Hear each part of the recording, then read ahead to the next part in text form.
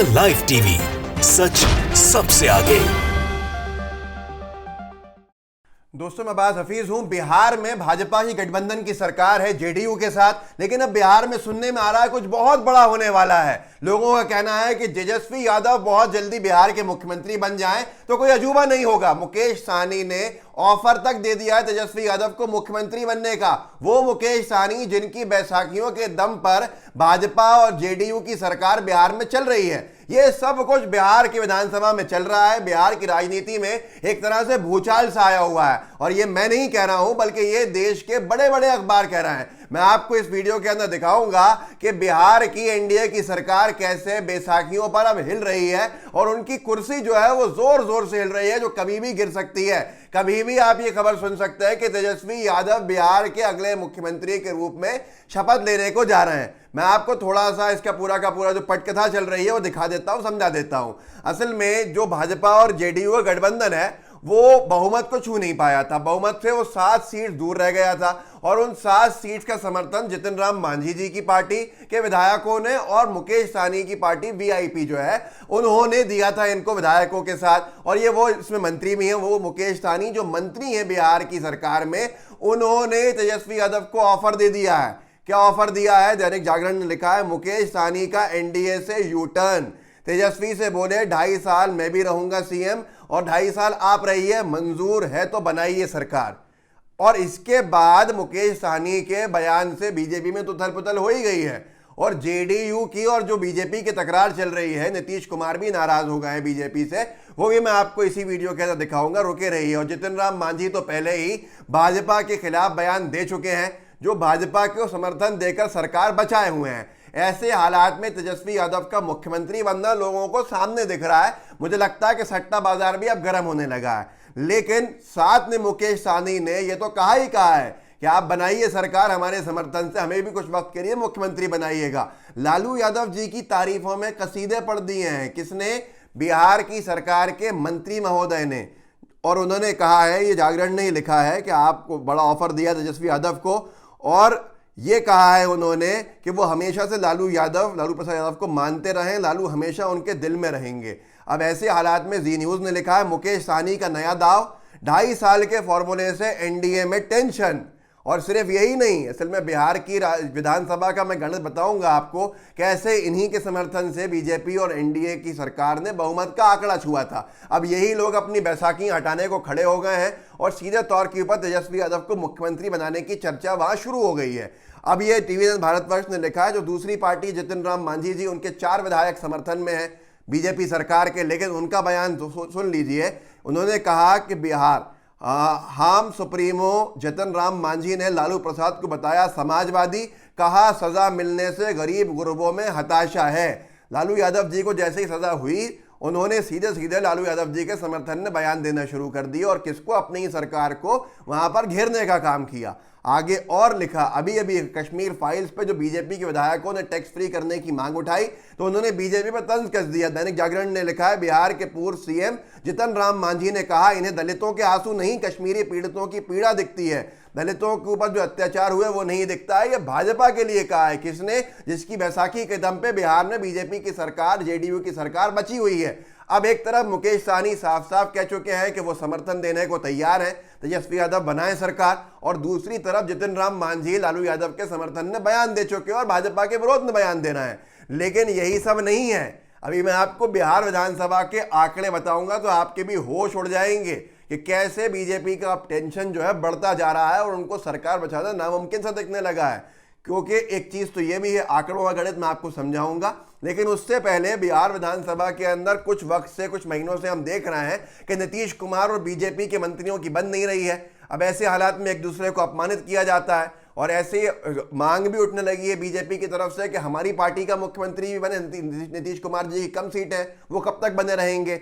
अब आखिरकार बीजेपी नेता हैं, बीजेपी विधायक हैं, जो सदन के अध्यक्ष हैं, विधानसभा के स्पीकर हैं, स्पीकर महोदय से बहस हो गई है नीतीश कुमार जी की, और नीतीश कुमार जी ने ऐसी खरी खरी सुनाई है स्पीकर को, अध्यक्ष को, जो बीजेपी क्या से आते हैं विधायक चुनकर, कि बिहार विधानसभा के इतिहास में इतना बुरा भला कभी मुख्यमंत्री ने किसी अध्यक्ष को नहीं कहा होगा, क्योंकि अध्यक्ष आपके ही समर्थन का होता है। एबीपी ने लिखा है बिहार विधानसभा न जाकर नालंदा में कैंप कर रहे सीएम नीतीश, क्या किसी बड़े सियासी धमाके की चल रही है प्लानिंग। और नीतीश कुमार जी को किस वजह जाना जाता है ये आप सब जानते हैं, ये कभी इधर सरकार कभी उधर सरकार। अब इस सब के अंदर भाजपा का टेंशन बढ़ना बड़ा स्वाभाविक है।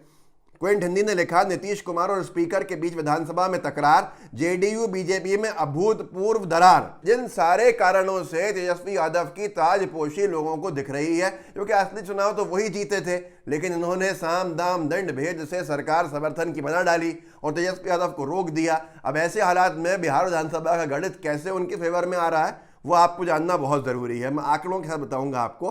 क्विंट हिंदी ने लिखा है नीतीश कुमार और स्पीकर के बीच विधानसभा में तकरार, जेडीयू बीजेपी में अभूतपूर्व दरार। इतिहास में शायद आज तक ऐसा नहीं हुआ जो बिहार विधानसभा में 14 मार्च को हुआ।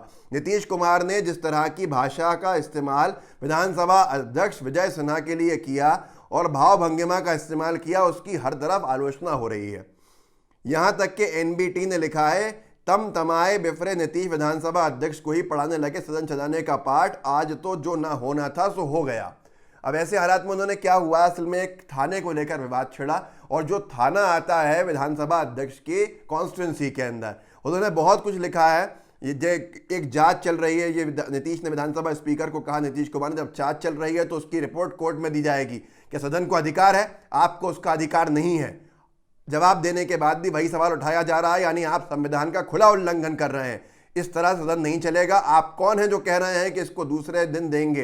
विशेष अधिकार समिति जो रिपोर्ट पेश करेगी हम उस पर जरूर विचार करेंगे और देखेंगे कौन सा पक्ष सही है। कृपया करके ज़्यादा मत करिए, जिसको जिस चीज़ का अधिकार है उसे कर लेने दीजिए। ये बहुत सारी चीज़ें, बहुत, हम न किसी को बचाते हैं और न किसी को फंसाते हैं, ये सब कुछ नीतीश कुमार जी ने कह डाला। अब ऐसे हालात के अंदर लोगों का कहना है कि जेडीयू और बीजेपी का गठबंधन ही टूटने की कगार पे है। जब बड़े बड़े प्लेयर्स टूट रहे हैं तो छोटे प्लेयर्स ने अपनी बात रखने के लिए, अपना फायदा देखते हुए तेजस्वी यादव के पाले में जाने का काम शुरू कर दिया है। बिहार विधानसभा की कुल सीटें 243 हैं। ये नक्शा है, आपके सामने है, ये नंबर गेम है और ये नंबर गेम में 243 विधानसभा जिस विधानसभा में सीटें हैं बिहार की, उसका बहुमत का आंकड़ा 122 होना चाहिए। 122 सीटें चाहिए बहुमत पर पार लगाने के लिए। भाजपा 74 सीटें जीती थी, जेडीयू 45 सीटें जीती। 74 और 45 कितना होता है आप खुद समझ लीजिए। 74 और 45 होता है 119। जेडीयू बीजेपी के गठबंधन को 3 सीटें कम पड़ गई थी बहुमत का आंकड़ा छूने में, और ऐसे हालात के अंदर उनका साथ दिया था वीआईपी मुकेश सहनी, जो इस फिल्म में शुरू में आए थे, जिनके बारे में मैंने बताया था कि तेजस्वी यादव को मुख्यमंत्री बनाने का उन्होंने सीधे सीधे ऑफर दे दिया है, अगर उनको भी कुछ वक्त के लिए मुख्यमंत्री बनाया जाए। ऐसे हालात के अंदर जब वीआईपी आई थी 3 विधायक लेकर, तो इनको हुए थे 122 पूरे और बहुमत का आंकड़ा एनडीए ने छुआ था। ऐसे में जितिन राम मांझी जी के 4 विधायकों के समर्थन से इनकी और गाड़ी आगे चल गई थी और ये हो गए थे 126।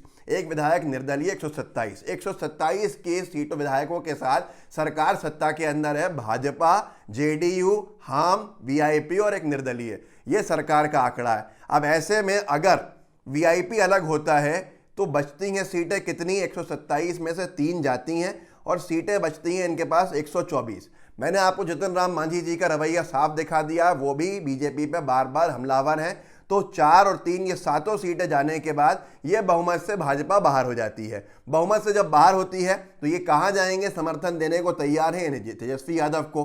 तेजस्वी यादव के आरजेडी के पास 75 सीटें हैं। इनके गठबंधन जो महागठबंधन है, सीपीआई एमएल, सीपीआई एम और आरजेडी, इनके पास 91 सीटें हैं। कांग्रेस की 19 सीटें हैं। 91 और 19 सीटें मिलाकर, विधायक मिलाकर हो जाते हैं 110 और 110 बचता है 12 सीटों से बहुमत के आंकड़े से पीछे।